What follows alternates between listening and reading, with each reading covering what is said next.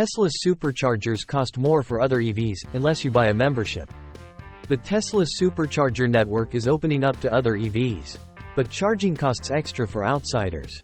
Following months of anticipation, Tesla's industry-leading Supercharger network opened up to non-Tesla drivers on Thursday, starting with Ford vehicles.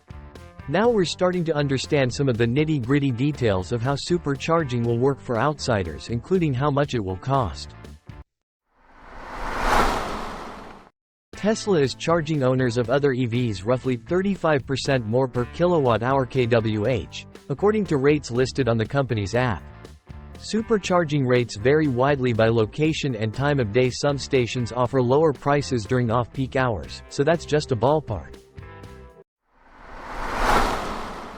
At some locations, we observed a premium of closer to 37%, while at others it was as low as 23% during off-peak hours. However, Tesla is also offering a $12.99 per month membership that grants other EV owners the same pricing that Tesla drivers get. That may be worth it, depending on how much one plans to supercharge. Let's take a real example. The peak rate at one supercharger in the Los Angeles area is 61 cents per kilowatt-hour for non-members, but 45 cents per kilowatt-hour for members.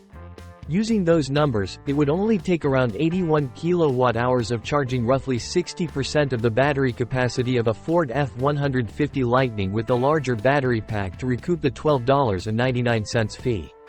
That subscription has been available since Tesla opened a limited number of superchargers up to all EVs last year using so-called magic dock adapters. It makes sense that Tesla is giving preferential treatment to its own customers, who up until now had exclusive access to the vast majority superchargers. Magic dock access has so far been very limited. Many Tesla owners bought their cars specifically because of the charging network, which is regarded as superior to rivals like Electrify America and EVgo, both in terms of convenience and number of stations.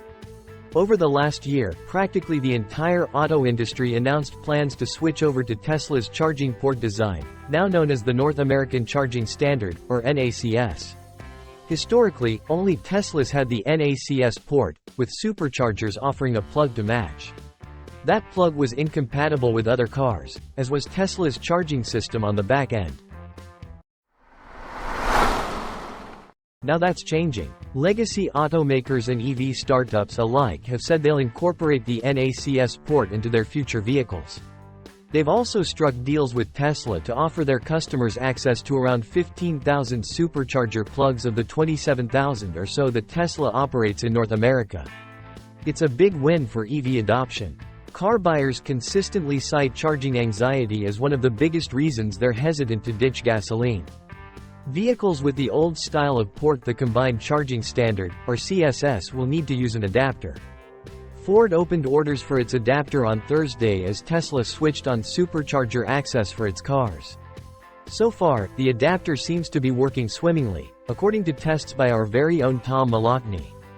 California's startup Rivian may be next up, saying on Thursday that its vehicles will gain supercharger access in March, with adapter shipments to follow. General Motors, Volvo and Polestar, Volvo's EV offshoot brand, should gain supercharger support this spring, according to Tesla.